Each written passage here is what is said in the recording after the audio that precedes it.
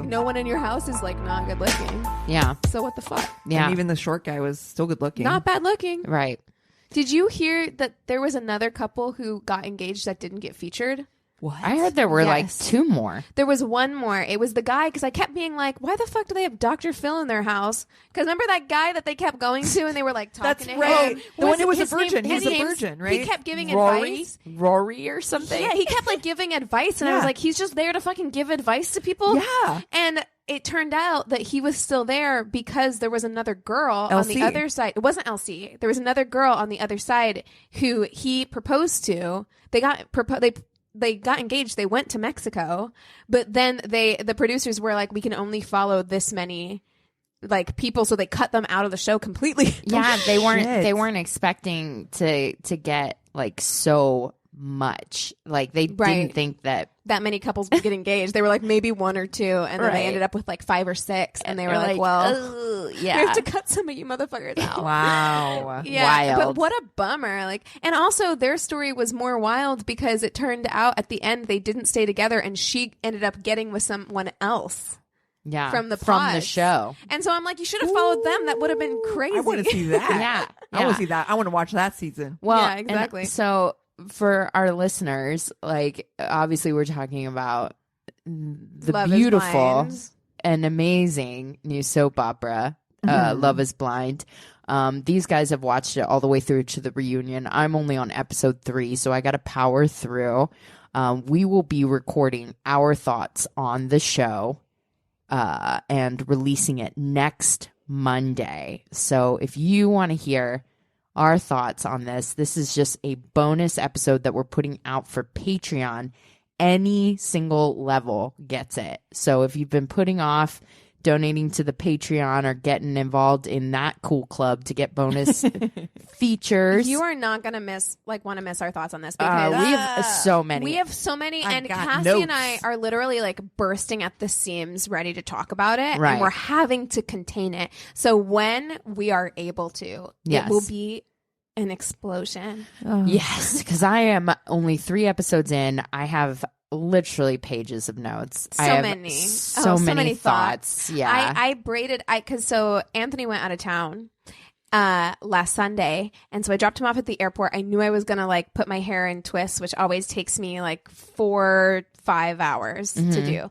And so I was like, I am gonna just settle in. It was like Buckle down. It was like noon. I was like, I'm gonna get a michelada tall boy, right? Nice. So I got a michelada tall boy. I turned on Love Is Blind, and I was like, we're gonna do this. I'm watching the rest of this series, and I just watched like 6 episodes in a row. That's amazing. so good. I will say they get you because I was like, I'm only going to watch like 1 episode Like, and no, I then we need can to know watch what something else. happened. But the way they cut it at the end, I'm like, well, we gotta got to know. see. Girl, what wait till you get to happens. the weddings. Wait till you get to the fucking meet the family. Dude, on even bikes. even the freaking like teasers for Yeah. like what's up next, I'm like, oh shit. And so I've been trying to guess because I'm like, that looks nasty, man. I will say, I think that Love Is Blind, like, okay, this segues into something else that we can talk about. So the Okay. new Bachelorette has been announced. Yes. And she is, I think that this is very, like, interesting. She is 38. I love it. It's the first time we've had a woman in her late 30s. Wait, did I hear that they're gonna do older? Like There is going to be another reality show I'm that's here for all that. older people. I'm here for which it. I'm gonna watch the I'm shit gonna out watch of it. that. Love it. That sounds Love it. It's gonna be some brilliant. cocoon shit. I'm Yes. watching the fuck out of that. That sounds Oh my amazing. God, I haven't seen that movie in ages. Yeah, I'm absolutely watching that. But this isn't that. This is because like I didn't watch Peter's season of The Bachelor, but apparently it was like a full-on shit show where like it's like, yeah, Yeah, this like is what you reset. get when you have like a bunch of 21-year-olds like together fighting over a guy. Like it's a nightmare. So they It's were like, terrible. we're gonna get an older woman from an older woman I know, right? woman from More the mature. Bachelor universe, Right. because they don't cast anyone over 25. I swear to God, I watched like Ari's season where he was like an older Bachelor and he was like 35, and they cast a woman who was 32. Holy shit. Yeah, it was people like freaked out. everyone was like, she's an old lady. Yeah. Because she was Okay. cast on the show. And so like that's why they were like, we're gonna go with somebody who's in her late 30s. I Mature. fucking love it Yeah. because that's the thing is that it's such a fucking tricky age to date.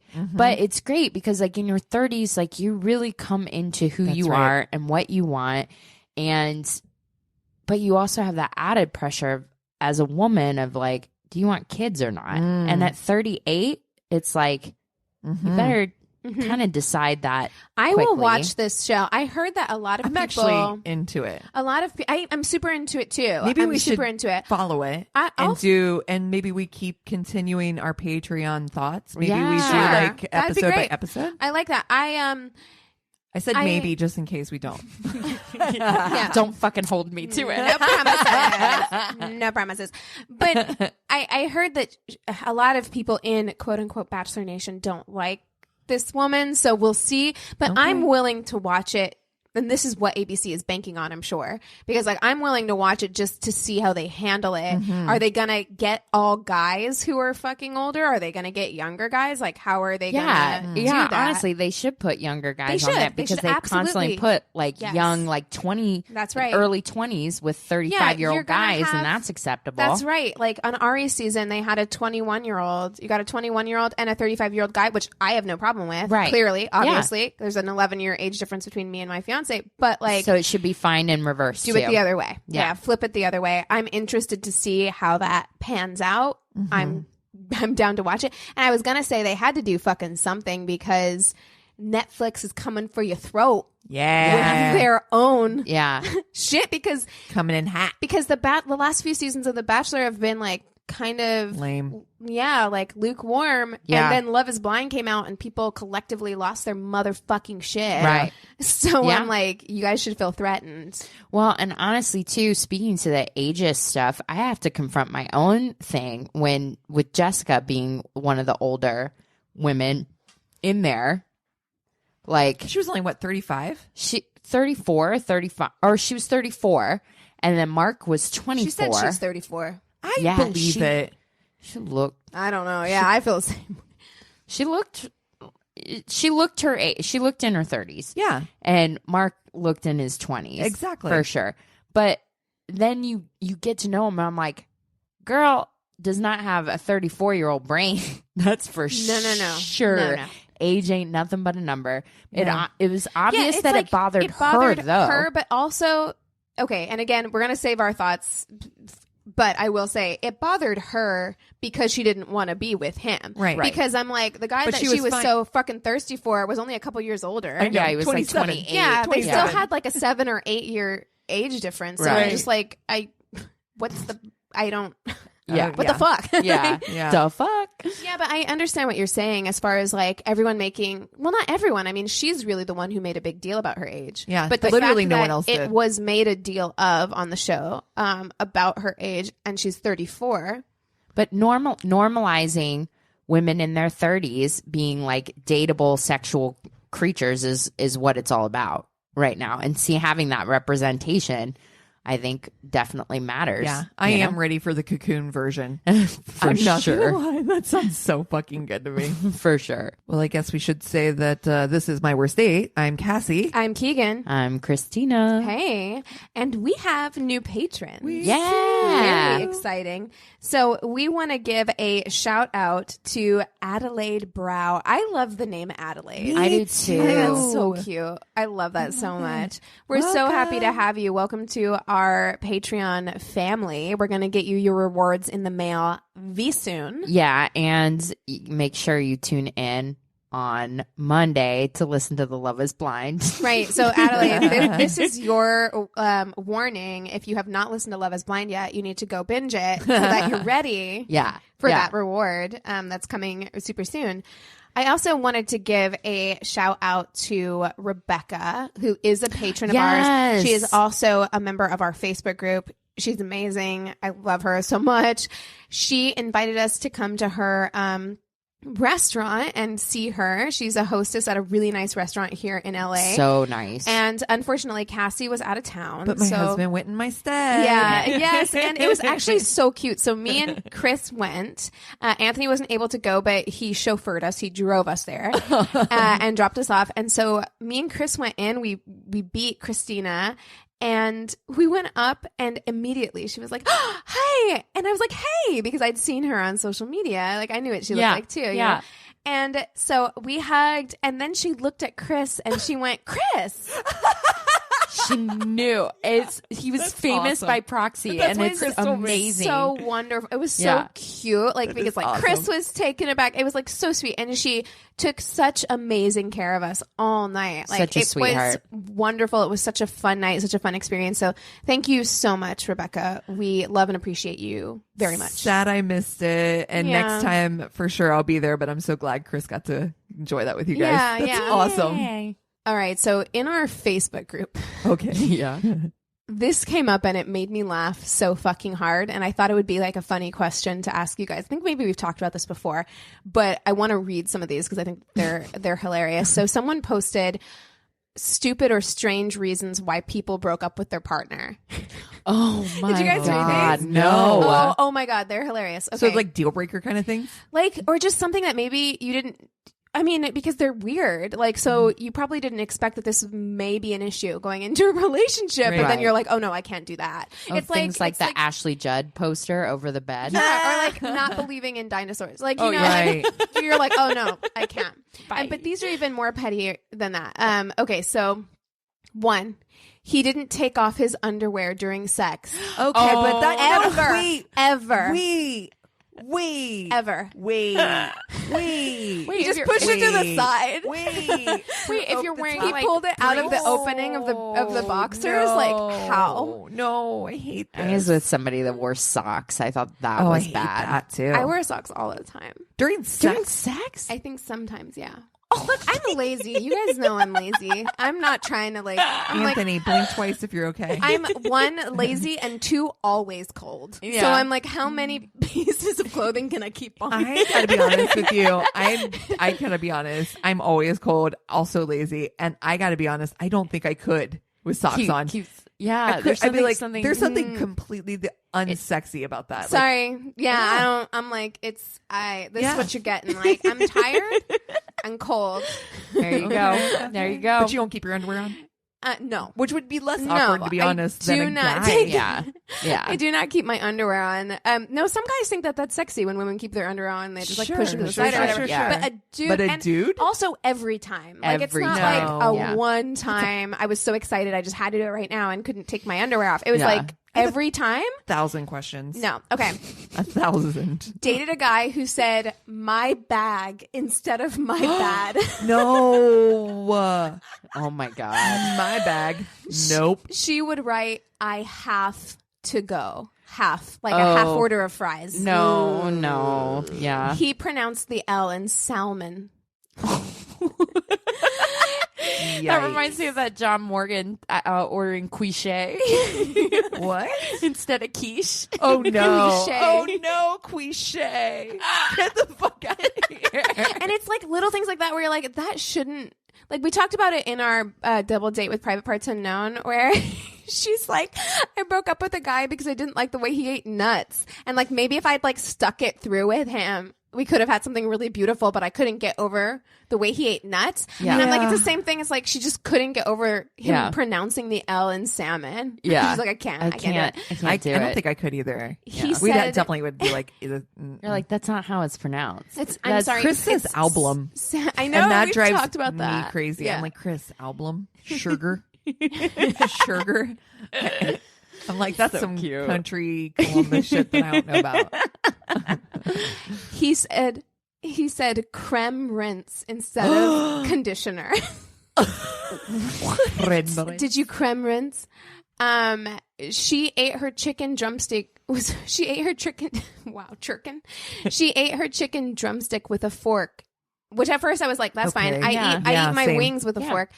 and her T-bone steak with her hands. Okay. I was willing to give you the benefit of the doubt. She said Burger King, and I just couldn't bear it. Not like as a drunk accident. Like that's just constantly Burger King. She refused to eat anything besides chicken nuggets and French fries. No substitutions. Chicken nuggets. Chicken nuggets. No. Can you imagine? Like that's all. That's all you're gonna eat? Die. Like absolutely not. Yeah, I hate that. Wasn't there an article that came out a couple years ago that like this kid in you're gonna die? And yeah, there was this kid in England who had like.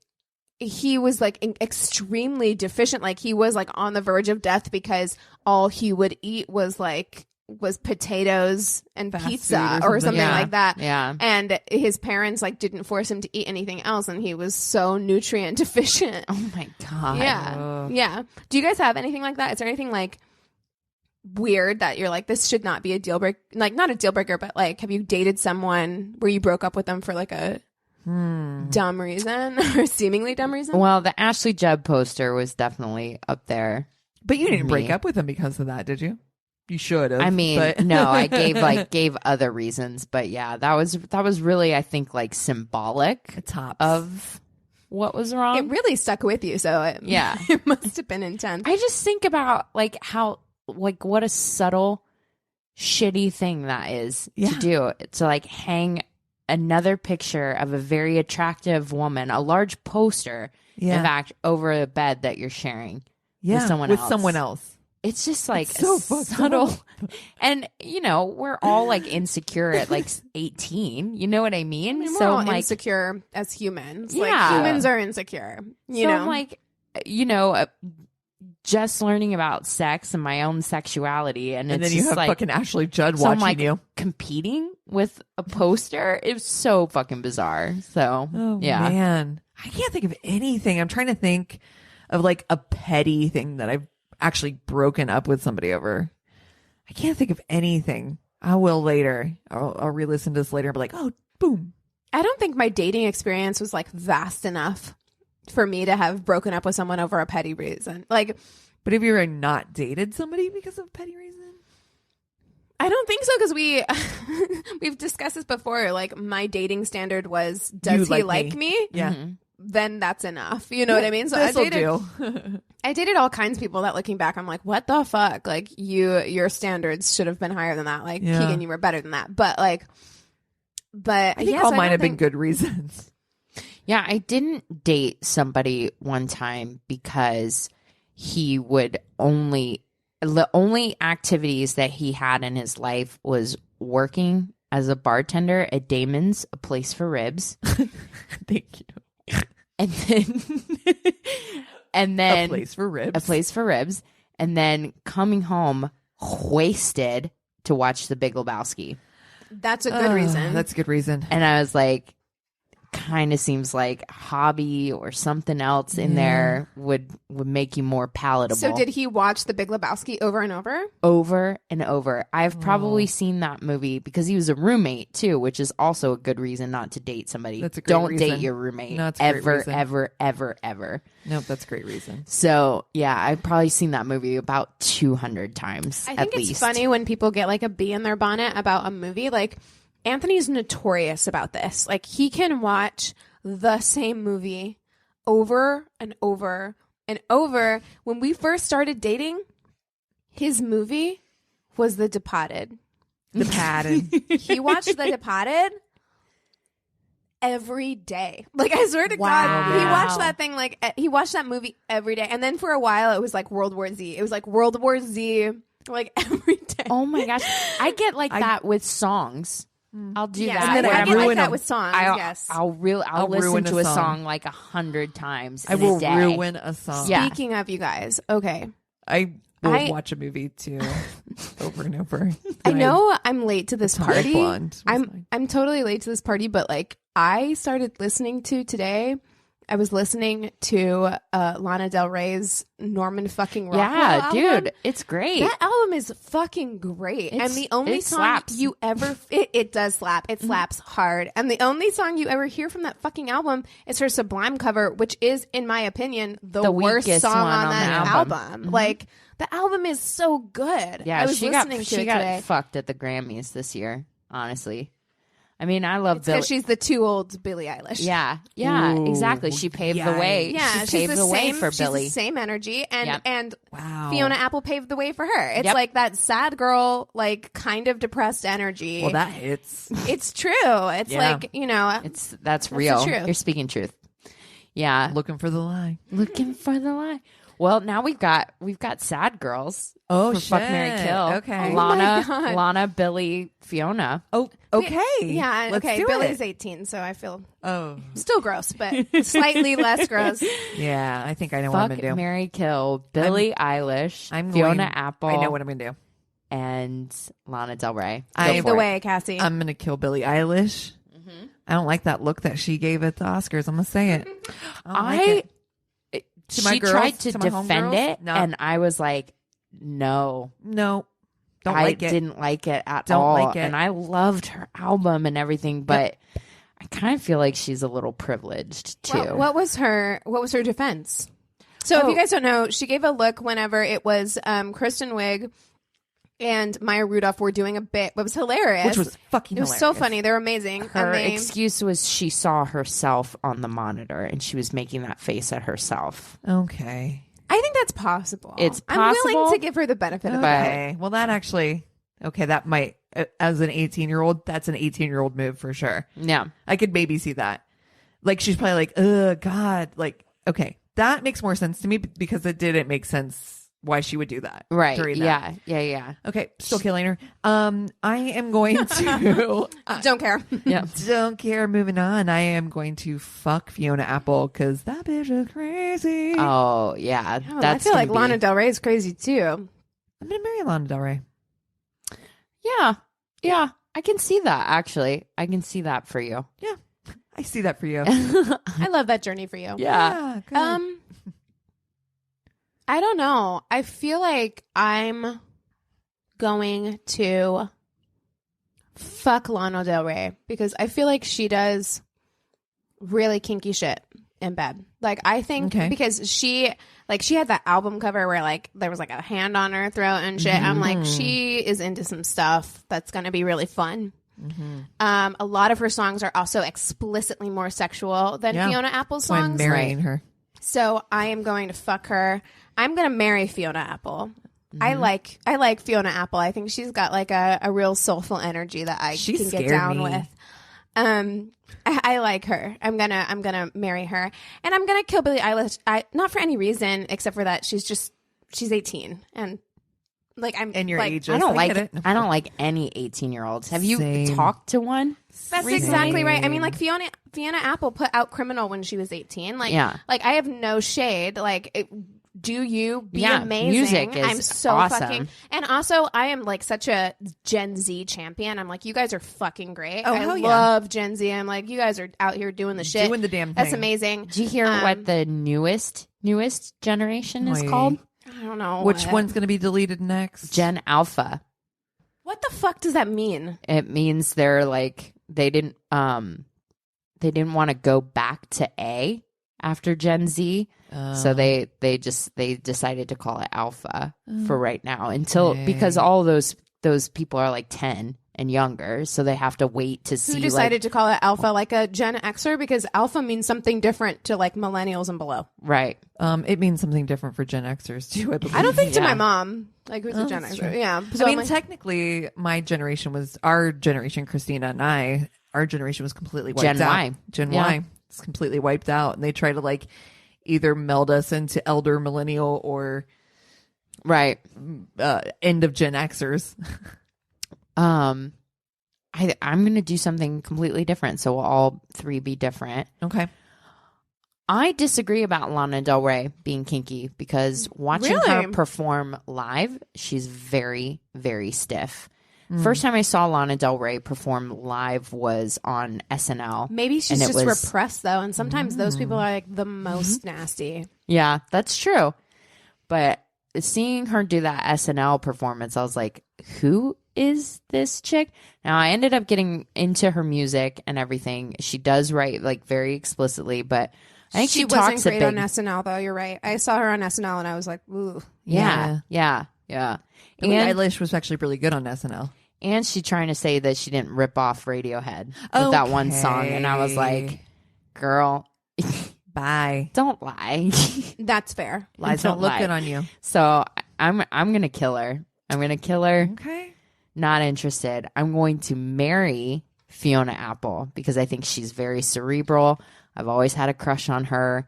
I've been listening to her for years. I feel like we could have really weird, fucked up conversations. Absolutely. Like, she's going to have some weird, deep fucking conversations with you. And also, like, she did something I really loved recently, and I can't remember who she donated to, but she donated all of her royalties for Criminal to some organization. Oh, you're right. I heard about this, too. Yeah, and I was like, God, that's so lovely. Like, I don't know. I like that. I'm marrying her. She also... Oh, shit. What was I going to say? Totally. Oh, she's going to talk to you about that thing that I tagged you in on Instagram where they were saying about fucking, what was it? It was like something about aliens or something. Aliens are whatever we are. Oh, we're evolved humans. Yeah. I was like, oh, shit. This is going to be a Fiona combo. Apple is going to do shrooms with you at Joshua Tree. Yeah. Like, that's what Fiona Apple is going to do. And she's going to do it, but she's also got like money. So she's going to do it. And then you guys are going to go back to like a glamp van. Yeah. Like, or like a really nice like RV. Super like cool like Airbnb. Because she's bohemian, but she's been rich for long enough that she's like, I'm not that bohemian. Exactly. Bringing it back. Exactly. And so then I'm gonna fuck Billie Eilish. There's something about I'm like her youthful energy, and something about this makes me want to put her in her place. Okay. So you can definitely teach her some shit. I feel like I'm gonna be like, I'm gonna show you a thing or two, and I don't know. There's something about it. So okay, all right. So yeah, I see that. Yeah, sad girls. I like it. Yeah. Did you guys see David Byrne? Yes. Which John Mulaney again? I fucking love John Mulaney. Like, just keep him as a constant host. Jake Gyllenhaal in that airport sushi. Hilarious. So good. I love Jake Gyllenhaal. I have a secret crush on him, like big time. Kinda. Doesn't need to be secret. Yeah. That's okay. Super weird. Yeah. And so cute. He's super cute. Did you see Nightcrawler? Were you just like, whoa? Yes. And I was like, 911, because I want him to come take pictures at my place what is right the now. Thing where it's just like, there are certain instances like there's you? Matthew Good. Honestly, okay, this could be a future fuck, marry, kill, because there's Matthew Good in Stoker. Oh yeah. Which, if you still haven't seen Stoker, like where he's the creepiest person on earth, but you're still kind of like, why am I like super attracted to you? I want to see the movie with him as like a vampire with the witch. I don't know what you're talking about. Oh, okay. I'll look it up and show it to you guys. Like, but I'm like, there's something about like, I don't know, like him in Stoker, Jake Gyllenhaal in Nightcrawler, and then sure, like Joe Fassbender and you, but in oh my god, he's played a creeper and stuff too, and I'm always like, wasn't he in like didn't he play one where he was like a sex addict? Yes, that's where you're like, ooh, but also me too. Come and knock on my door. Oh, we've been waiting for you. Exactly. Well, you guys want to take 5 and we'll come back with stories? Sounds good. And we're back. Yes, we are. I do not have the coronavirus. We are back at it. Oh my gosh, I have to tell you guys, dude, it is making me so fucking insane. So, full disclosure, and I'm sorry to Anthony if he's listening, but he used to talk to me about this person who would sit next to him at work who chewed really loudly. Oh, and it made him so crazy that like and the first few times I was like, I'm so sorry, like that sucks. That sucks. Yeah. But then he like kept talking to me about it, and I was like, all right, I get it. Like it sucks. Yeah. But there is someone at work who sits on the other side of the cubicle from me, and all day all day, you guys. This is what I hear. Oh no! Trigger warning! No! Why would you do that? Because I hear it all day. I'm not even kidding. I hear it probably. You hear it in your sleep now. I hear it probably like fucking every 10 seconds. Like, I'm not exaggerating. Like, that's why I have Lana Del Rey's album in my fucking ears, because it's not just clearing his throat. Yeah. It's like, it sounds like he's about to hawk a loogie. Like, that's what it sounds like. And do you know what I do when people do shit like that? Because this is awful. And this is how you can tell. I am passively aggressive. I'm like, do you need a cough drop? Do you need water? Do you need water? Do you need water? I feel like I would, but the way our cubicles are set up, they're really high, so I can't see him. So also, it's not every time you do it, I'd be like, "What?" It is the most vomit. Because if it was throat clearing, would be annoying. Yeah, but it's the sound of like he's digging deep, the gurgle that I'm like. They're like, okay, coronavirus. Maybe you just start throwing lozenges over the wall. I'm like soaking my hands in fucking sanitizer. Like, I'm like, oh, and I know that that's being so fucking like weird, but there is something about hearing him just like clear his throat. It's too far. And then I also have that Midwestern sensibility. And tell me if this is true, because y'all are Midwestern too. Do you get frustrated at sick people? Yeah, where you're just like, suck it up, buttercup. Yeah. Totally. There's something about being Midwest that's like, when was the last time you actually called off work for being sick in public? Like, we're wrong. We are wrong. I know. I'm willing to say that. Like, we're wrong. Be sick. Like, I get it. But also, there is something when he is clearing his throat that much, I'm like, is it a tick or is something wrong? Yeah. Like, what is wrong with you? Are do you okay? need water? Yeah. Do you need to go home? Yeah. Like, oh my God. But I don't think so. I think it's just something he does, because I've been there for a month now, and like, it's just what he does. But it is. Can you imagine being his wife? Yes, or his husband. Oh, yes, gotcha. Yes, yeah. but no. No. Oh my God. No. I hate it. Oh my gosh. Okay, you guys. Okay, so I'm going to preface the story by telling you that, so this week I was in Phoenix. Well, the awesome thing about being in Phoenix is that one of my really fucking good friends that I've known for years, that I used to work with at a hair color company before, we've worked together for a while. She and I did not like each other at first. We both saw, oh, bitch, you can play the game. I can play the game. We saw this in each other initially. I love when you need to match someone. Yeah. That happened to me at work this week, where like, I could tell, I know her energy, and I knew she was going to call me. And like, I'm a pretty passive, conflict averse person, but if I know that that's like who I'm dealing with, then I'm like, oh, I know I need to match you or you won't respect me. So I'm like, I have to go into this. Like, I need to go into this being strong, because if you sense weakness, you're going to fucking conquer my throat. Yeah. Exactly. And I think that both of us, that is I think, Lindsay, you're going to listen to this and be like, I hear this and I see this. Yeah. So, but we became really fucking good friends. I fucking love her so much. So she moved to Phoenix. She used to live here in Los Angeles. She moved to Phoenix. And so when I was there, I got to go see her new house, and her and her wife like graciously like welcomed me in. And like we hung out for 2 nights. It was I love that. Most amazing time. It was so much fun. I had like some nights and some evenings where I was done working and we got to hang. It was fucking amazing. We had so much fun at her boss's house that one night. That's right. You met her. That's oh my God, that's right. Yep. Yeah. That was a fucking blast. So funny. That's right. Yeah. So I got to see her when I was there. Awesome. Anywho, so this story is a story that her wife shared with me that I was like, girl, I need you to put pen to paper immediately. I'm gonna need this in an email stat. Need it immediately, if not sooner. So she did send it to me. Okay. So background: used to go to a bikini bar with work friends to grab drinks and play pool. I met a stripper, when I go to the bathroom. The girls' dressing room is next to the women's bathroom. Okay. As a stripper, I know this layout. Have you guys ever been to a strip club before? Yeah. Well, not all strip clubs are created equal. However, like some of the smaller strip clubs, when the women's restroom is just like an offshoot from like the dressing room. Right. That's it. Like it's and that makes sense. I mean, a like wide open door. That's what it is. That's how theaters are as well. It's just like theaters and dressing rooms are right by each other because the performers need to get to the bathroom. Sure. Yeah. But these are like open. Yeah. Oh, okay. So it's not like they're open. Yeah. Well, interesting. I mean, the one I used to work at was. So it's like an open doorway to the Yeah. So anyway, we talked and she asked for my number. I didn't hear from her, but I saw her when my friends and I went to the bar. One night, I stayed late and she offered me a ride home.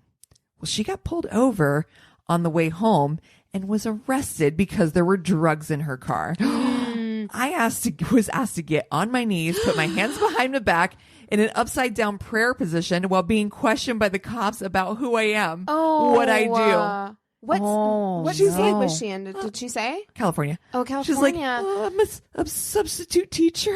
Oh, no. Oh, my God. That's She's so scary, baby actually. substitute teacher. No clue there's fucking drugs in the car and just takes a ride home with this chick. Oh, no. That is so scary. We're near train tracks. It's past 2 a.m. and they let me go, but they tell me to get a ride. Art asks me to take the little suitcase of hers so it's not left in the car. Absolutely fucking It's not. her stripper outfits and shoes. I'm like, this shit's expensive. I mean, it is expensive, but I'm like, what's in that suitcase? I don't trust you now. Exactly. Well, I'm pretty sure the cops have already gone through it. Here's the thing, though. Like, the other side of that. Okay, no. Sidebar story. When I worked at the club in Columbus, there was a girl that I used to work with who had to borrow clothes from me one time because her cat pissed all over her fucking bag. What did she do? Thank you. That's the first thing I say. I'm like, what did you do to piss your cat off? Because they don't just piss on shit just because. No, they're they mad. don't. Question one. That second question. Why'd you bring it inside? Your shitty, pissy smelling ass bag. Cat pissy ass smelling ass bag. Into the fucking dressing room. Pissy smelling ass bag. That's amazing. Get the fuck out of here. No, but you're absolutely right because like cat pee has such a distinct odor. Like it is so strong. Can you imagine stripping with that smell? Giving a lap dance with that. No. That guy goes home and his wife's like, did a cat piss on you? And he's like, yes, absolutely. That's what happened. Was the cat wearing sparkles? Oh my God. So much glitter everywhere. Oh my God. Glittery cat. Don't ask. Oh my God. My roommate picks me up and doesn't ask questions. Good roommate. Yeah. I can't remember how. I would 100% ask questions though. I'm such a nosy fucking bitch. I'm like, was there drama? Did drama happen? Oh, I know. I Tell want to me know all everything. I'm like, I picked you up. This is my Uber rate. of it. Exactly. All the tea. Give me all the tea. Yeah. Everything. Yeah. I can't remember how, but a friend of hers showed up to my place to pick up her suitcase, and about a few days later, I don't hear from her for months. So that's just the background. I'm sorry. There's more. That was exposition.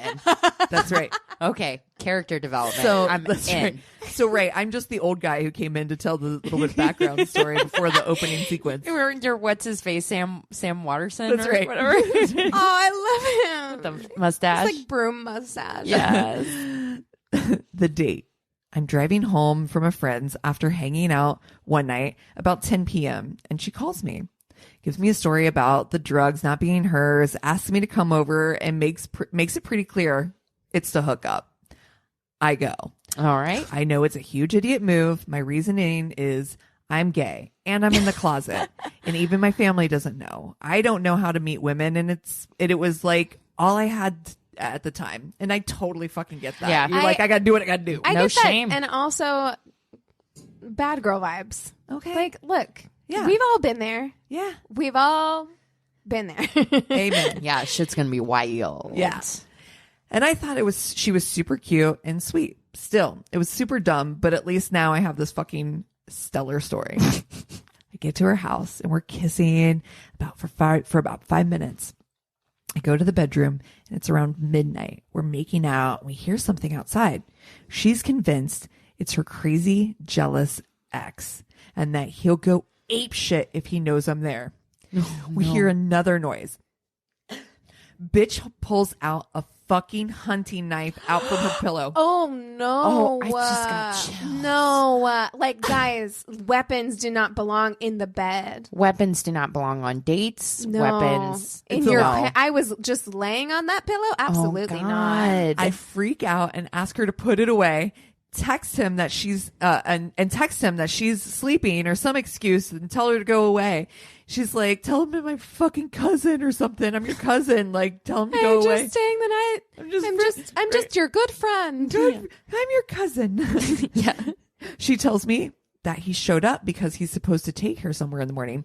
I'm like, in the morning? Yeah. Why the fuck is he here now? That's not an explanation. I don't understand. She's like, I text him and tell him that she's got a ride. She's like, I'll fucking take you wherever. Don't worry about it. I'll take you wherever. So she tells me he's left. So now I'm fucking spending the night because I'm afraid to go to my car now and need to give her a ride in the morning. But wait, it's not just her. It's her goddamn daughter too. I meet her when she comes into the room around 4 a.m. because she had a bad dream and needs water. Oh, no. That's not how you want to meet someone's kids. Did not have any idea that her daughter even existed or anyone else was even in the house. Oh. She hops up on the bed and R gives her a hug and I get the fucking water. She goes back to her bed and I slept for a couple hours before they get up and get ready. So when I ask where I'm taking them, R says, it's on the way back to where you live. Okay. She's like, I live in Orange County. Did I mention I drove her all the way out to her house in Lake Elsinore? So for anybody that knows, that's probably easily an hour drive. Yeah. Yeah. Easily. Yeah. So from Orange County to almost like above San Diego. Oh, I mean, yeah. It's more, it's a bit of a drive. Yeah. Desperate closet gaze. Shame. Oh. So when I press and ask exactly, she tells me I'm dropping them off at the Norco jail so that her daughter can visit her dad. Seriously? I just say, okay, take them, and never heard from her again. Oh my God. How did they get home?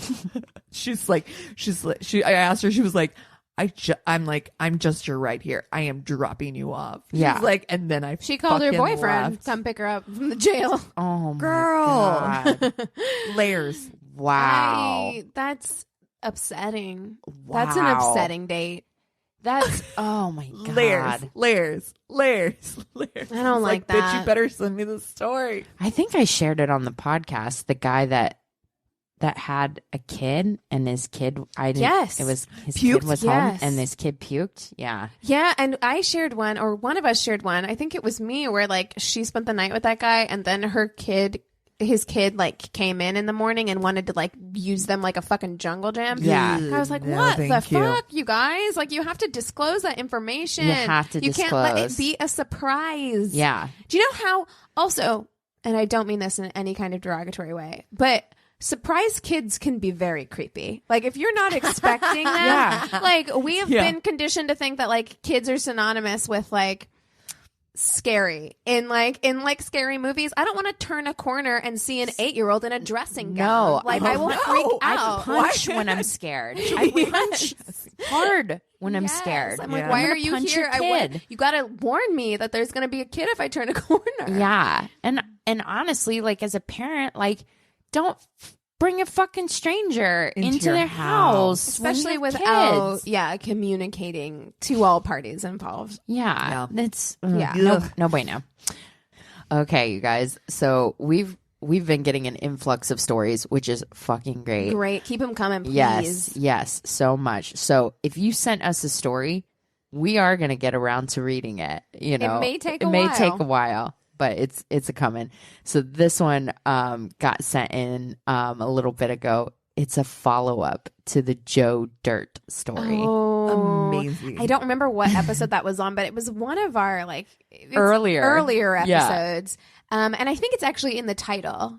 I think it's in the title of the episode. I think so too. So go back and find that, because that story was... Oh my God. We were crying, laughing. I think he had a wolf shirt. It was like a wolf muscle shirt or some shit. Yeah. And like a big belt buckle, red cowboy boots, and like spandex, like Honey bike went shorts all in to go to the on movies. this look. Yeah. Yes. That's extreme. It's a Luke. Yeah. So she writes in, "Hey ladies, I've been sitting on a couple old stories that I'm going to hopefully send in soon, but I think I'll start with this shorty that happened recently. I took a break from dating for a while last year, but now I'm starting to get back into it. So once you've been dating a while, you develop almost a routine of sorts. Interesting factoids about you, quippy responses to common questions, and most importantly, your go-to stories." I can Your type totally 5. see that. Yeah. Yes, Yeah. your type 5. Like, what about me is like interesting. I was actually having a kind of funny like debate, not a debate, but like at work today we had like a team lunch or whatever, which immediately I'm like, I don't know. But we were driving in Burbank and there was a psychic. And the psychic, it was like $35 special. And I was like, who the fuck is spending $35 for a tarot card reading or whatever? I was like, that's so silly. And they were like, would you spend any money on a tarot card reading? And I was like, I don't know, like kind of for fun. It would be kind of fun to like see what somebody would say, like what their first like impressions of you would be. I think like that's kind of like interesting. And I think it's similar to like your first date situation where you're like, what's the most interesting things like about me, or like what would you perceive about me that I can like regurgitate back to you? Oh yeah, absolutely. For a first date. I definitely identified with that. I had it down to like a routine. Yeah, the stories you pick out, everyone asks the same questions. No one's really interesting. But yeah. So that really got me. Well, as I'm sure will surprise no one, the Joe Dirt story from episode 20. There she goes. She called it out for you. Episode 20 is one of mine. So I'm on this date a couple weeks ago. It's going okay, but I'm not really feeling it. He unfortunately appears to be one of the many men that are way better by text than in person. Some people really excel behind a screen. That's disappointing. But I can see he's nervous and really trying, so I'm attempting to loosen him up a bit. He asks if I want to do some shots. I agree to 1. He does 3. Oh, wow. In rapid fire succession. Oh, no. Yikes on bikes. Have you ever like, I feel like that's dangerous territory. Like I don't think I would ever outdrink somebody on a date like that. Not like that. Like maybe have like an extra glass of wine or something, but never like. No, I never did 3 shots. I never did shots on Never. a date. Just because I mean, it just doesn't feel safe. Exactly. Yeah. But well, and a 3 to 1. That's the difference between a guy and a girl. But I mean, even with a guy, I'm just yeah. like a 3 to 1 ratio of like Anything. drinks. I feel like is insane. I also don't know what would happen if I took 3 shots like in rapid fire succession. I don't think that I've ever done that. Like 1, 2, 3 kind of thing. Like how my body would process that. I feel like 25 minutes later, I'd feel a little. I don't know if I've ever done rapid succession, but I've definitely done we're playing drunk Jenga and 3 times on my turn, which is a lot. Yeah. And I don't think it ended super well. He's starting to laugh and joke with me, though, so I just go with it and decide it's time to tell the story. He's having all the appropriate reactions until I get to the part where I say, and then the awkward touching started. Oh, yeah, because that's right. That was the thing where he was just like lightly grazing her arm. I'm getting goosebumps right now just thinking about that. I know. I remember how awkward it was because I'm like, I don't like strangers touching me. And if you've already on a date with somebody that you're kind of not feeling, when they start lightly caressing so much you, worse. I almost would rather you like actually full palm like touch me. Than like do this thing where it's like the tips of your fingertips like just grazing. Like oh my God. I'm so grossed out. It's just awful. Yeah. So then she says, y'all, he interrupts me and says, what, you mean like this? And he starts poking me. No. Like jabbing me all over the place with one fingertip. Let me tell you something. That is so... That's a way to break a finger. Don't fucking poke me. Don't fucking poke me. I hate that. I hate it. I hate it so much. So... She says, like jabbing me all over the place with one fingertip, the way you harassed your siblings when you were kids. That must be why I hate it so much. Why are you touching me? Why are you touching me? I'm not touching you. Ah! Oh my God. I'm so shocked. He ends up poking me 2 or 3 times before I get out. Whoa, what? No. You think he'd stop then, right? Nope. Okay. He keeps on poking me. I say, yo, what are you doing? Knock it off. Dude face keeps on poking me. Here's what it is for me. It's like, because the poking part, I'm like, if it was to demonstrate a point, like, was it like this? I'd be like, okay, I mean, it's fine. Like, I don't love it, but it's not terrible.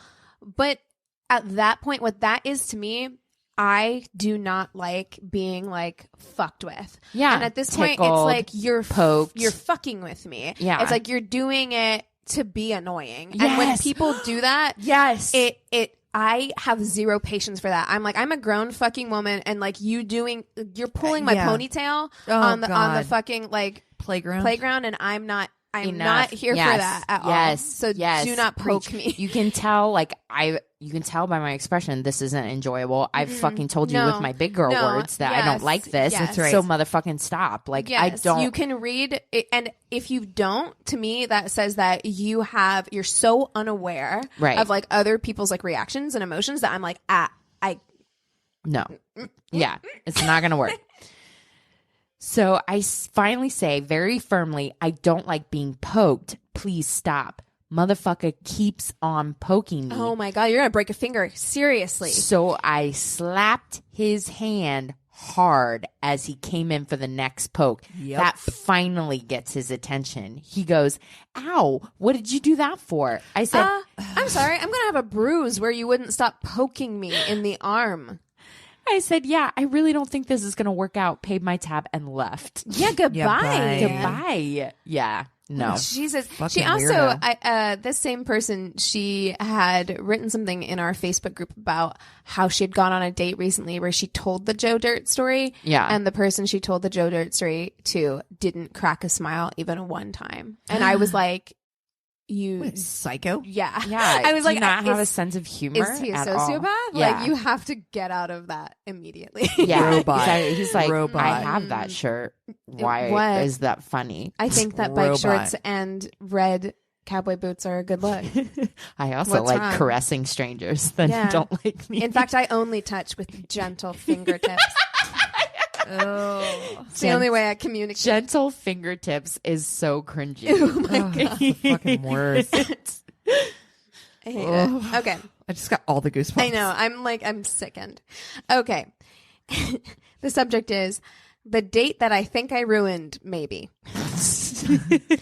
I love your podcast and have been binge listening to it at work for weeks. Aww. I work third shift in manufacturing.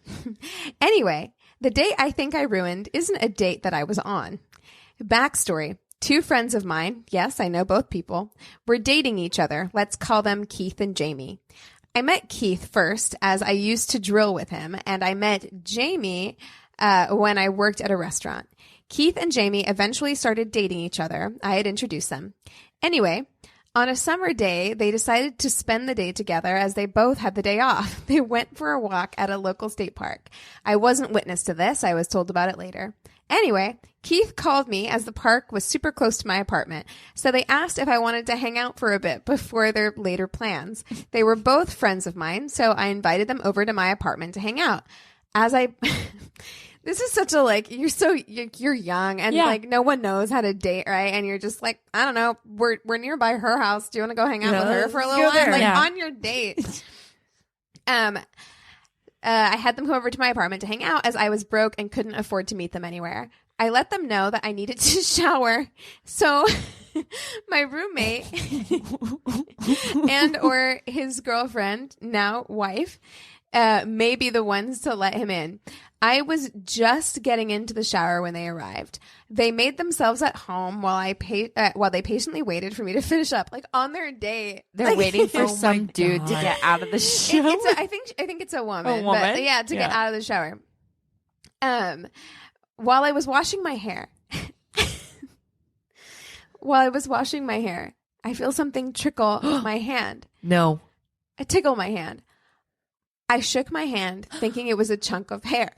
I looked down and I see a freaking spider. Oh my God. I knew it. I got terrified chills. of spiders. Oh my God. Dude, did she fucking throw herself through the plate glass shower door? Needless to say, I got so scared. I ran out of the shower, nearly slipped and hit my head / face on the bathroom sink while screaming at the top of my lungs, "Spider, spider, spider, someone fucking kill it."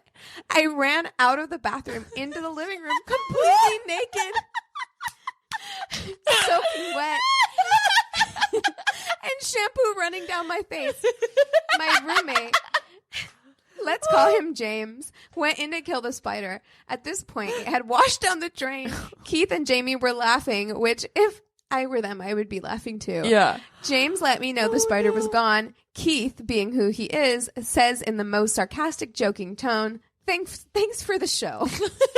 Oh my God. I don't know if I ruined their date or not, but even then, it was still funny. I still laugh at it, and James and his wife have yet to let me live it down. Several months later, Keith and Jamie broke up. I don't think it was because of that day, so that's a plus. That's a plus. Hope you had a great laugh at this story. It still makes me smile. I have to say, 2 times this has happened. One time, the first time I took Anthony home, we were staying, there was an apartment underneath my parents' house, and it's like technically the basement. Yeah. And we were staying down there with my brother, and there's a bathroom down there, and it's still a basement, even though it's like an apartment. So there are like crickets and shit. Whoa. I was in the shower. My brother wasn't home, and it was just me and Anthony down there. And I got in the shower, and a cricket fucking jumped at me. And it was like a big one. Big one. And I jumped out of that shower. I ran into the other room, and I was like, you have to go in there and kill it. Like, I cannot, or not kill it, just like get it out. away. Get it out. But And- just kill it. So And it then can't I come went back. to it happened again. I was at my grandparents' house, and I was in the shower. I went to get in the shower. This is so deeply upsetting. A cockroach, like a big one, like a 1-inch one. It fell from the shower curtain. Because I moved the shower curtain to get into the bathtub. It fell from the shower curtain into the bathtub. I like stepped back calmly. I like wrap myself in a towel. Like all my relatives are like out in the living room. I'm in a towel, and I like went out there and I was like, "Excuse me." And my mom immediately, because she was there, she's like, "It must be a bug." It's the only reason she came out here, and she went in and killed it for me. I was like 29, and I had my mommy go kill a cockroach for me. I was like, I can't do it. Can't do it. Nope. I was on top of a gentleman in my apartment. No. And we were in the throes of a good old fashioned Fuck fest. Huck Finn reading. No, of course, yeah, we were doing it, and his eyes were closed, and I was riding him, and I look at the wall directly behind my bed and see a cockroach that was the size of a fucking dinner plate. Fuck in you. my fucking apartment. Literally just like, what up? What's up with that? Like across the wall. And so I'm writing him like, oh my God, please keep your eyes closed. Please keep your eyes closed, because I don't want you to know that I've never seen a fucking roach in my apartment, because Villain eats them. And so I'm like, how has he missed this big motherfucker? Because it's like almost as big as my cat. And so I'm like, oh my God, please don't open your eyes and see that there's a cockroach in my apartment. But it's literally like it could fall onto his head. Did you finish? I mean, I didn't. I faked like I did, but I waited until it literally had crawled and passed. I made sure to like wait, and I was like, eyes on me. But I'm watching that motherfucker in my peripheral. You got like a mad eye, moody eye that's just like rotating, watching. You're like, one eye on you, one eye over here, fucking watching this fucking goddamn make cockroach. Sure this thing's not plotting my death. Not. I have such a fucking one time. I know we're going off on a whole tangent, but like one time, I was watching a movie at my house, and whenever I was a teenager at my parents' house, I was in my bedroom, and I was watching it on my computer screen. And so I was sitting at my computer desk watching this movie. And of course, it was dark and light draws cockroaches. This cockroach was so big. It was so big. It was like an inch and a half. Oh, I know. They're fucking terrifying. And it walked across the screen. So it was like illuminated. I was like, nope. I got my shit. I left my room. Yeah, like that burn it cockroach down. kicked me out of my bedroom. I was like, goodbye. I went and slept on the couch. I was like, I can't do it. Dude, when bugs are that big, like I'm not bug shook, you guys. No. I am shook. I know. They're so big out here. They're fucking enormous. They're so scary. They're big in Missouri too, because Lord. Yeah. I was like, absolutely fucking not. Like, you can have it. This room is yours now. You claimed it in the name of Spain. It's for you. You live here. Oh my gosh. Oh, sorry, Cassie. All right. Okay. Thankfully, my story does not include bugs. Oh my God. Thank you so much. But it is a crazy in love. And I got this story from A Wedding and a Murder. Yes. On Oxygen. I fucking love all of those shows. Oxygen is becoming my new go-to. It's your ID. Well, it's Oxygen and ID. I don't have ID. I only have Oxygen. I've only told you 1,000 times. You can borrow my thing. I've told you it doesn't work. Yeah, it doesn't. You can do it on your phone. Yes, but anyway, who wants to? It's TV. I watch it on my phone all the time. Anyway, and then also I listened to a podcast about this called Crime Beat with Nancy Hixt. So this was, I never even heard of Crime Beat, but I was like, okay, thanks, Crime Beat. Crime Beat. It's actually pretty good. So this is a story of Shannon Medill. She grew up in Calgary, Alberta. Shannon was a fun. This is a Canadian, Canadian heavy episode. I feel like a lot of Canada talk. This is like the second Canadian story I've told, and both of those guys were from Calgary. Oh. Is Calgary like their Pacific Northwest? Is that where all of them are? I don't know. Let us know, Canadian listeners. Let us know. So, Shannon, fun, outgoing, big personality, which led well into her aspirations to become an actress. So she's like described by everyone. I mean, they show videos of her as she is the life of the party. She's like, even during like graduation, she's like, kind of a ham, but in like a way that everyone likes her. Exactly. Yeah. Total ham, like a total actress. She's the youngest of 4 children, and she was very close to her family. So in late November 2014, when she didn't show up to a dinner with her brother, her family grew concerned. Shannon lived with her husband, Josh Burgess, and they had met, and it was a case of opposites attract. Shannon was this bubbly, big, life of the party, like we said, actress, while Josh was more of like a quiet, shy type. He was very laid back, super quiet, family. Bodies in the basement. Yeah, I'm like, he did it immediately. I know, we've been trained. I'm like, this is an Oxygen show. Oh God, yeah, he did it. The family, as well as Shannon's agent, both say that there is like a great match. He was like super supportive of her career, and he was like very into her, and like the family just like fell in love with him right away. I mean, it was a great fit. Yeah. And Josh took a job in downtown Calgary so that Shannon could spend her days going to auditions and sometimes making trips up to Edmonton to do auditions as well. So Alberta's, just over from BC, Calgary's south, Edmonton's north. It's about like 2 hours distance, I think, between the two. All right. So it's like us and San Diego. Yeah. Like LA to San Diego kind of situation. Exactly. All right. So, every once in a while she'd have to go up to Edmonton to do auditions there as well. Both decently sized cities. Josh and Shannon had a very unique relationship in that that was by all accounts very trusting and open from the beginning. Shannon, they decided from the beginning of the relationship that they wanted to have an open relationship. That's great. Maybe he didn't do it. Yeah. Yeah. Okay. So Shannon, she preferred like these kind of short flings, and Josh was kind of more into like a traditional mistress. Like he's like, I just kind of want to Like one person, like one side chick. One side chick's gonna do it for me. Yeah. And he's a busy man. He's like, I can't juggle all these people. They're both on dating apps, and they're both well aware that they're both on dating apps, and they're both completely fine with their relationship the way it is. This kind of open relationship. So Erin, who's Shannon's sister, starts to reach out to the family once they do hear that she's missing.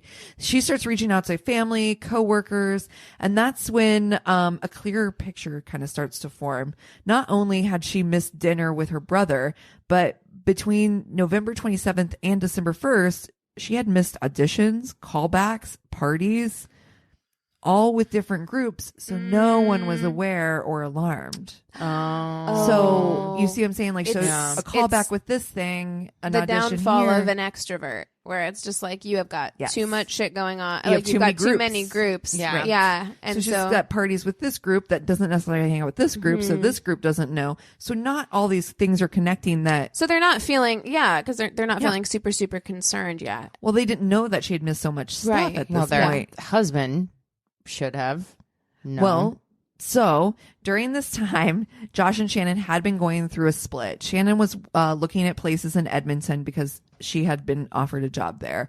So she wouldn't have to commute back and forth. And though it kind of felt amicable, they tried to stay out of each other's way just to kind of be respectful of each other's space.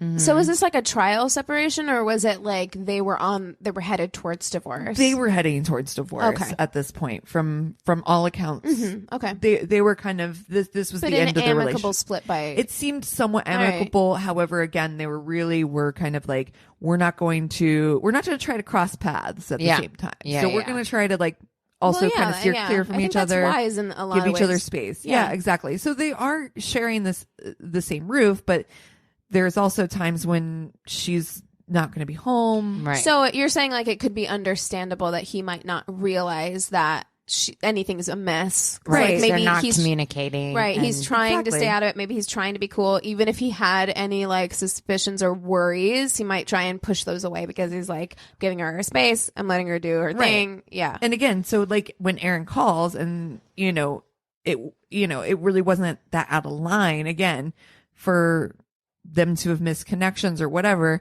So he's like, I haven't seen her. And so but he does end up finding her cell phone is still in the house. Yeah. So her dog is still there. Their dog that they got together. Red flag. Her cell phone is there. The car that she was driving at the time was there. So it was like all very suspect because it's like, okay, well, she's clearly not in Edmonton that we know of. Right. But the family too, there was some talk on the show on Oxygen that there had been a past incident in which she had tried to commit suicide. Like there was like a depression episode in which he had thought she was going to, and kind of talked her off a ledge. 911 was called, all this stuff. And so there were some things in the past that also kind of were being like, well, maybe she just ran away. Maybe she decided to just go to New York. I don't know. Maybe she decided to like go pursue her career. And there was like all these speculation, not just from Josh, but just from everybody, the family, this is everybody. Why it's important to set up. I had a whole conversation with my mom where I was like, Mom, I will not just disappear. I was like, if I'm gone for a significant period of time and nobody knows where I am and people are like, hey, maybe she just went to start a new life, I'm promising you right now, I will fucking tell you. Like if I will tell at least my mom. I will be like, look, I'm not telling anybody else, but I'm telling you, like, I have to get away. And like, this is the thing I'm doing. And so if you don't hear from me, it's because like I'm choosing to do this thing. Right. Well, and then when we call Tammy, she's like, don't worry. She's not she called disappeared. Me. Yeah. But she does not want to be found. And I'm not going to communicate that. You have to have a plan in place. That's right. Yeah. So that being said, there wasn't a plan in place. And so everybody's like, where the fuck did she go? Maybe she went to New York. Maybe she went wherever. But her agent, they spoke to her on the show and they're like, her agent's like, you're not going to just move to New York or Vancouver or wherever and not have your agent be involved with that and not go to callbacks and not go to auditions. Right. That's not how this works. If their speculation is that she's moving for her job, like you're moving to New York for your career, you would at least tell your agent, even if you didn't tell the people who are around you, because like that's the person who's going to help you like that's right, move on to the next step. Get that connection. Yeah. Right. It's the most illogical stuff. So at any rate, Erin, having exhausted all of her efforts at this point, she's reached out to everyone. Erin, the sister, she reaches out to the police. The police held a press conference. Sorry. But within 2 weeks, leads were going nowhere. So right away, they were like, okay, there's been enough time between her being missing and now. And this is like, she may be out there. We got to figure out what's going on. Right. So this press release, it's Shannon, her brothers, and her mom and sister, and or Erin. Erin is the sister of Shannon. Yeah, so it's Erin and her brothers and her mom. Brothers and her mom, and then Josh. Gotcha. Yeah. So they're all there at this press conference. Erin's speaking for the family. She's like explaining to everybody, like, this is my sister, showing pictures, like, if you've seen her or Shannon, if you're out there, please let us know. You're not in trouble. We just want you to reach out. I can't think of anything more scary. Like your sibling just missing. The kind of like love you have for your siblings is like unlike, and like it's a different kind of love than you have for other people. And I cannot imagine like if the fear, like if my sibling was missing or if something had happened, like it would be so like you just have nothing but questions. Yeah. There's a book I read when I was young. I think it was called A Year Without Michael. And it was the story of a family coping with the fact that like her brother basically like went to a baseball practice and never came home. Jesus. Spoiler alert, they never found out. So I don't like that. That's not a good book. The whole family just has to deal with not knowing. And I'm like, it's the worst. That's a lovely terrifying. The worst. Oh my God, it's the worst. And like, and just knowing how much I love my brothers, like it would kill me. Like if something like that happened, like, oh God, it would be so awful. It's one thing to lose someone, but to not know where they're know where they are. It would drive me insane. The missing is, it's got to be harder than losing someone, because there is a finality to that. There's no end. Right. Because you can also think about you can speculate for the rest of your life. Think about, what was it? Like Jamie Smart? No, Elizabeth Smart, Jamie. Yeah. What's Elizabeth her face? Smart. No, it was Elizabeth Smart, but then there was Jamie. What's her name? Jamie Kloss. No, there was one who was missing for 20 years, and then they found her. Right. Yeah. They I think found that her. was Elizabeth Smart. No, Elizabeth Smart was the Elizabeth Smart was the woman from Utah. She's from Utah. They found her after like a couple of years, or like 9 months or something like that. But there was another woman who remember the ladies was in Cleveland? taken. Yeah, they were taken. She was taken when she was 12, and they found her 20 years later. And like, can you imagine? Because it's just like I can't even watch The Room. In order for you to like cope and be able to move on, you would have to. I think you would have to be like, well, they're dead. I think you would have to. Confinement, I think, is the scary thing for me. Mm-hmm. Yeah. I'm a peacock. I gotta fly. Anyway, so this is 2 weeks later after the press conference. Leads are going nowhere. Finally, they get a lead. Someone is walking through a local park and finds these pictures hanging on trees. It's a woman with red hair. So Erin has natural, beautiful red hair. It's this woman, and it's red hair covering her face with like flowers, and you can't see the face because it's obscured by all this red hair. Oh no. And they're like, oh my God, does this have something to do with this missing person? So why is that so frightening? That it's just like pictures on a tree. Yeah. In a forest. Horrifying. It's fucking scary, right? So I also want to point this out. I'm so sorry, but I know that there are people yelling at their fucking, like, whatever they're listening to, their radios right now. It's JC Dugard. Yeah. She was missing for 20 years. Yes, okay. yes. I'm so sorry. I just had to you're like, I need to because know this. that's me when I'm listening to podcasts. I'm just like, get the answer, and it makes me insane. You're like, it's JC Dugard. It's JC. All right, so this spurns like this huge search into this wooded area. Police asked for any info from the family too. They were like, she's had headshots done. Do we know any of these photographers? Could this be like a photographer that she has worked with in the past? I have been to so many shady. Like one time, I took time off. I took time off work to do this photo shoot, and then I got there. I called Anthony because I got there and it was this house. It was a house, and they didn't tell me it was going to be a house. And I felt so unnerved. Mm-hmm. I called Anthony while he was at work, and I was like, I don't feel good about this. And I went home. Good. Because I was just like, I was just like, I don't trust this. It feels like so uncomfortable. But that type of thing can happen. It happens all the time. Trust your gut. Trust your gut. Yeah. Trust your gut. Always. Mm-hmm. You never know. It may have been nothing, but it may have been something. Always trust your gut. Yep. So they're looking into like these photographers, etc. So it turned out, though, to only be just a coincidence that they had a red-haired model. It was from a local art school that had done this project, and so this was all part of this like art school project they had seen on the news. This school had seen on the news, and they're like, "Oh shit, that us." Oh, so that lead also led nowhere. But this is like the first real lead because literally nothing is leading it nowhere. Leading nowhere. Josh and Shannon's relationship, though, to kind of backtrack a little bit on where they were in their relationship, had dissolved when a fight between them had exposed some of their fissures in their relationship. Shannon had suggested the idea of closing their relationship temporarily, just to kind of on a short-term basis so that they could focus on their issues, really discuss things, find out what was going on, and really kind of dig deep to like both of them want to save their marriage.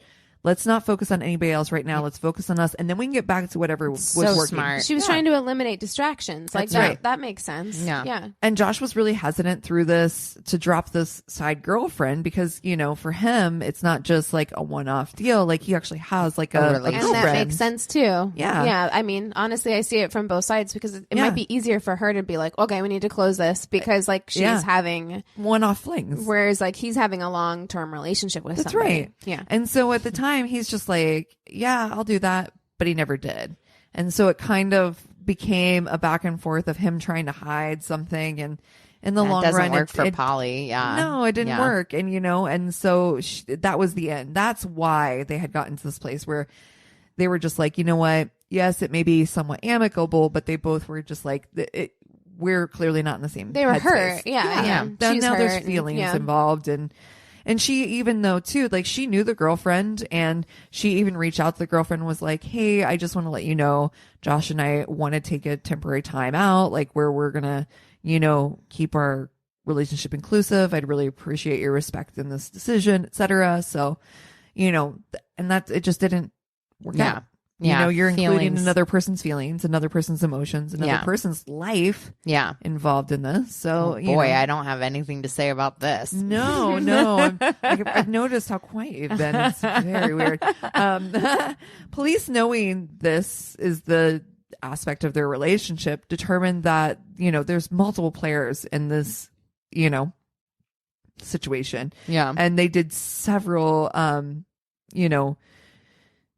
issues, kind of reaching out, finally determining, from like, reaching out to all these different partners, all these people. I don't want to say it like that because it made it sound like these different partners. No. But there's a lot more. There's a lot more people involved in this relationship. It's not just like it's the husband. The husband did it. Right. Yeah. No, people. I don't think that sounds judgmental at all. Like in this case, there's going to be a lot more footwork. That's right. Because there are more people to talk to. There's more people to track down. And as we know, we do a Crazy in Love segment. Like passion, love, emotions. These things can you never know. People do crazy things and like you do have to track down all those leads. You're like, was there a scorned lover? Did somebody take this more seriously than she did? Right. Yeah. Was there an obsession factor going on in this? Like, that's just good police work. That's right. Yep. Well, after all that police work, it literally led nowhere. Everybody's got great alibis. Everybody's like locked down. Nothing is making sense. And still they're just like, what in the hell is going on? Like, why can't we track this girl down? And there's no digital footprint after the 27th. So it's not like she's been on her phone. She's not using credit cards. She's not doing anything. Whoa. So they finally are like able to determine from her phone call or cell phone records that her last movements were in her apartment in that area on the 27th of November. Again, last time anybody had heard from her. And everything kind of kept coming back to Josh. He had been really the last person to see Shannon. They had interviewed him 4 times though, and had searched the house 2 times. They had, and just hadn't gotten any answers. Right.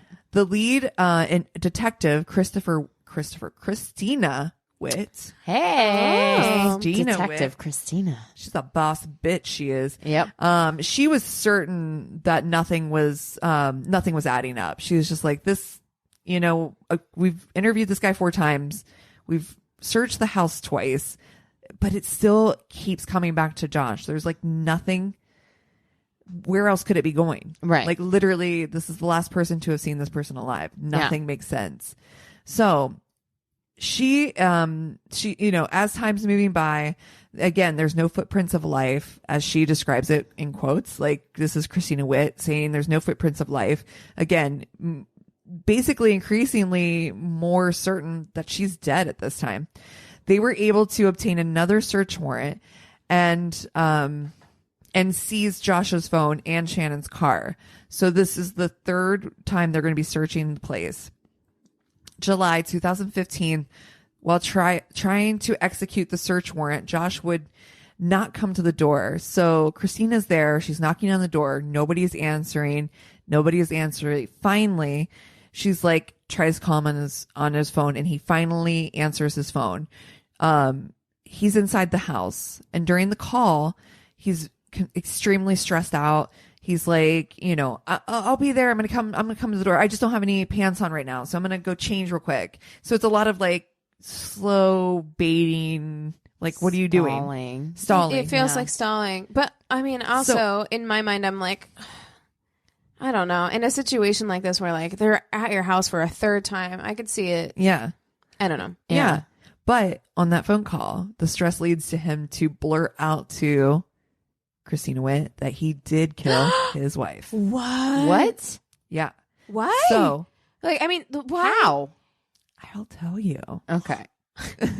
So after that, then she's like, shit, this guy's confessed to murder to me on the phone. He's going to kill himself. He's either going to kill himself or he could kill us. Yeah. Right. We got to stand. He's got no. He seems like a kill himself if he's been stalling for that long. Well, you know, an hour and a half later after of the standoff, he comes to the door. Finally, he's covered in blood. He had tried to kill himself with a Swiss Army knife. With a Swiss Army I'm knife. sure In you the have neck. other things. Do you not have another in knife the in your house. home? What do you cook dinner with? Yeah. So it is the shallowest of wounds. Yeah. However, he is sent to the hospital for his couple stitches. Oh, poor baby.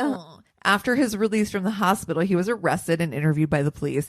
He had been told by his lawyers not to speak, and that's kind of what he does. They keep interviewing him. Eventually, they have cadaver dogs have been employed to the house. So the dogs had hit in multiple spots, including a shovel and a spot in the private fenced front yard.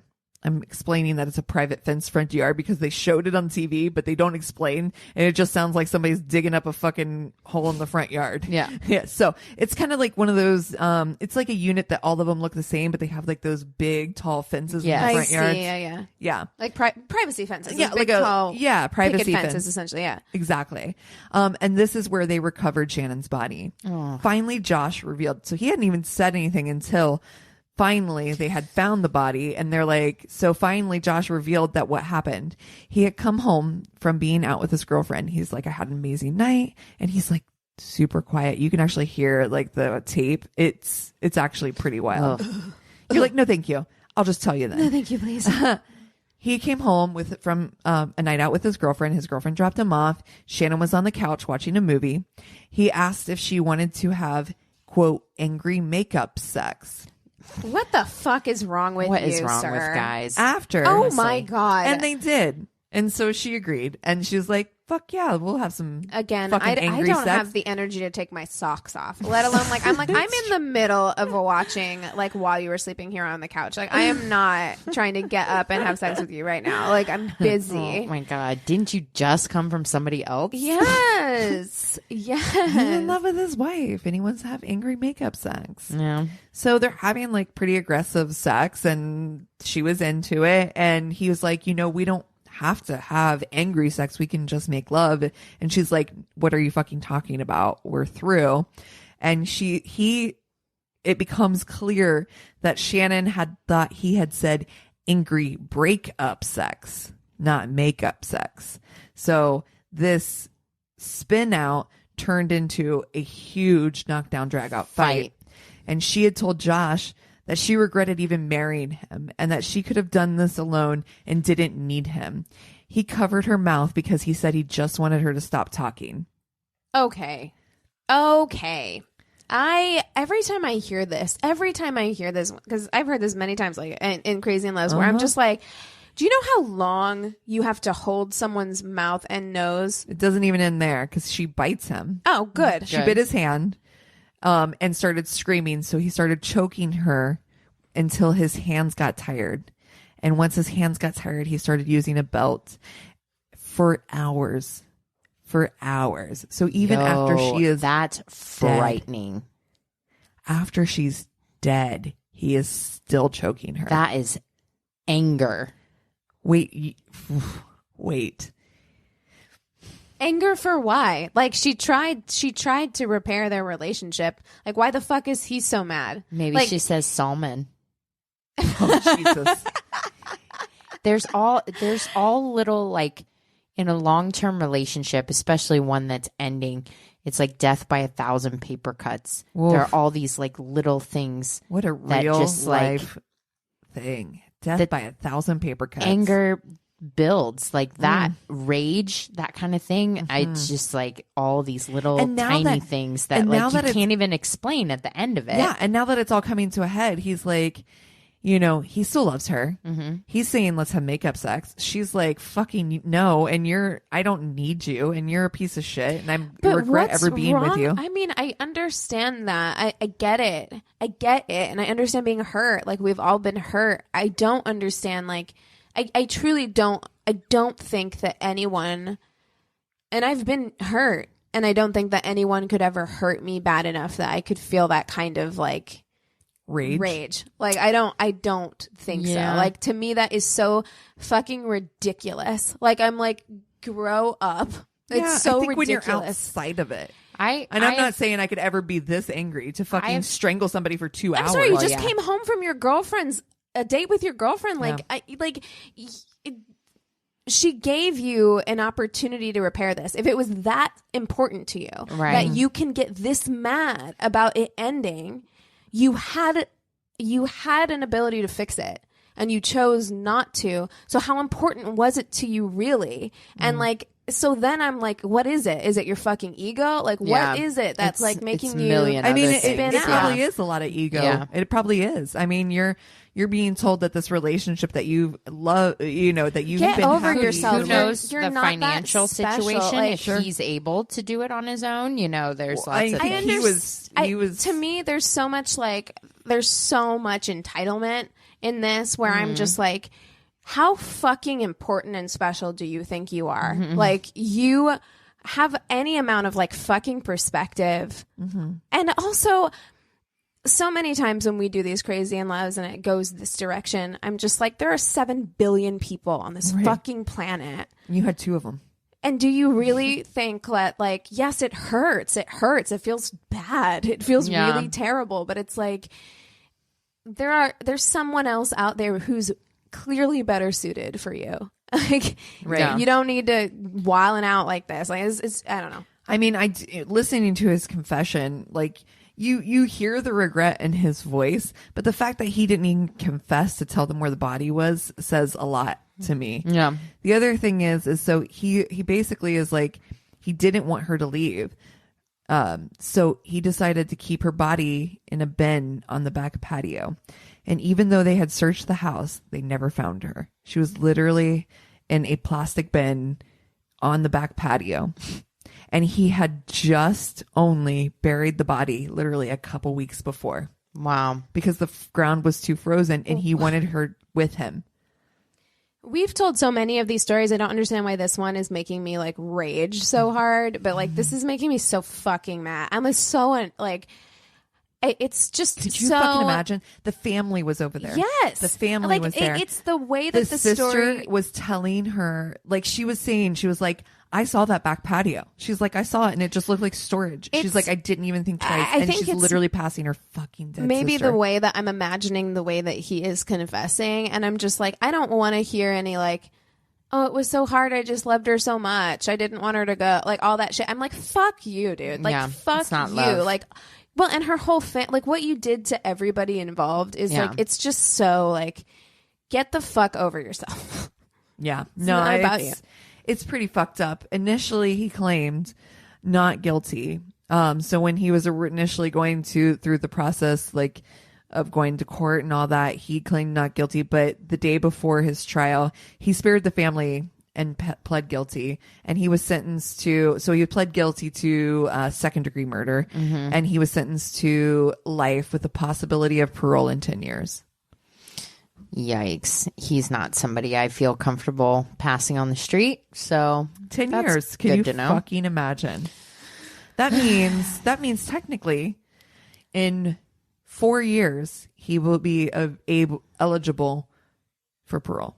Is that fucking wild? It is wild. And it's why one of the things that makes dating so scary. No shit. Ugh. Good one. No, I hadn't heard that one. That's crazy, right? Yeah. Well done. It's a wild story. I'm furious. Raging. I know. I want you guys to listen. Oh, I'm so fucking mad. Because if you listen to the other podcast I was telling you about, they actually do have they on the show too. They show him doing the interview. I just hate this. Creepy. I hate this crime of passion kind of thing that we've developed where it's just like, I was just so passionate and I just loved her so much. And I'm like, no, fuck you. Like you're like a fragile, your masculinity, your ego, like all of these things are so fucking fragile that you can't deal with heartbreak. Yeah. And the only way you know how to deal with it is violence. And like, that's so like, right. Ugh. Anyway, hate it. All right, what are you guys watching? Love is Blind. You know, that's kind of where I'm at. Yeah. I'm also been Eric and I have been binging cooking shows. Oh hell yes! Oh my god, is the best thing. Dude, I think it's my favorite thing. Of being in a relationship. Is watching food shows. With your boo. I have been watching The Preppy Kitchen on Netflix. I mean, not Netflix, on YouTube. He's a baker. Nice. And it is like, is there something so soothing about like watching somebody bake or cook? Like, but you're just like, God, I feel so much like more at ease. That's probably what I'm going to do when I go home now. Very relaxing. I'm so riled up at this moment. Not me. Yeah. Really? No. Oh, God. I mean, I do love the Great British Bake Off, but The Preppy Kitchen, like he does a lot of like cake building, and I swear to God, I do like cake shows more than cooking shows. I could watch someone like ice a cake all day. Yeah, like it's kind of like cake. Visual ASMR. Yeah. It's true. It is. It's so ASMR. like, just lovely. What about you guys? So I forgot this last week, but me and Anthony and your husband, Chris, Cassie, and a couple of our other friends, we went and saw The Lodge. Oh, yeah.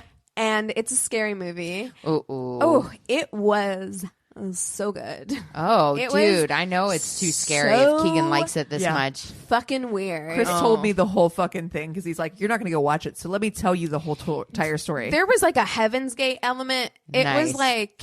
It was very good. I enjoyed it. And like Anthony was out of town, so I was trying to watch movies, you know, that I was like thinking, I'd been wanting to see this and I didn't watch it because Anthony was here, whatever. So I also watched The Beguiled while he was gone. Okay. It's kind of a Crazy in Love too, but it's slow. Like I'm like, And I also side-eye movies that take place in the antebellum South that don't have any black people in it. I'm like, yeah. That's a good thing to side-eye. I don't know that I trust that at all. Speaking of antebellum South. Antebellum? Hell yeah. That looks amazing. I can't wait. I want to go see that. I haven't seen anything about Janelle it. Monáe looks amazing. Oh, I love It's scary. Be scary. No, so thank you. Watch the trailer with company if you're curious. That's funny. I started listening to the podcast today that came out about Rodney Alcala. Yeah. That is fucking... That's a wild ride. Yeah. The dating show. That story is wild. Wow. How about trusting your gut? How about the woman who like matched with him on the dating show and then was like, nah. No, thank you. She met him in real life and she's like, bad vibes. Yeah. Not going Good on a for date her. with him. Yeah. Dude, I don't want to give anything away because if you don't know, I didn't know a lot of aspects, but there were things where I was like, I did not know that. Yeah. Yeah. I did not know that. That motherfucker. Wow. I think they're still trying to identify victims from photos and stuff. It's it's real sad. And it's just really sad how in like the 70s and 80s you could just literally just drive across the country and kill people. Yeah. Like the very first episode, the girl that they talk about, I had no clue. What's it called? The women. dating game killer? Yep. Okay. I thought it was just like women. Mm-hmm. These are like, some of these are like kids. Yeah. Little girls. Yeah. It's fucked up. Yeah. So Wow. sad. Wow. Yeah. Do you, I mean, I know it's weird to say this now, good but do you like the show. podcast? I love the way that they're putting it Doing together. it? It's really well. Great. I really like it. I like the way that they're putting it together. It's coming together really nicely. So I am enjoying the storytelling aspect and hearing a lot of, again, information I didn't know. So it's really good. And then as far as what I'm watching, I was in Phoenix all week, and I was able to watch my Hulu on the TV and my Airbnb. Nice. And I've just been binging The Glow Up. Oh, The Glow. Okay. Yeah. And I was going to ask. falling asleep. I'm so tired all week. I'm just like falling asleep to it. If you're watching The Good Girls.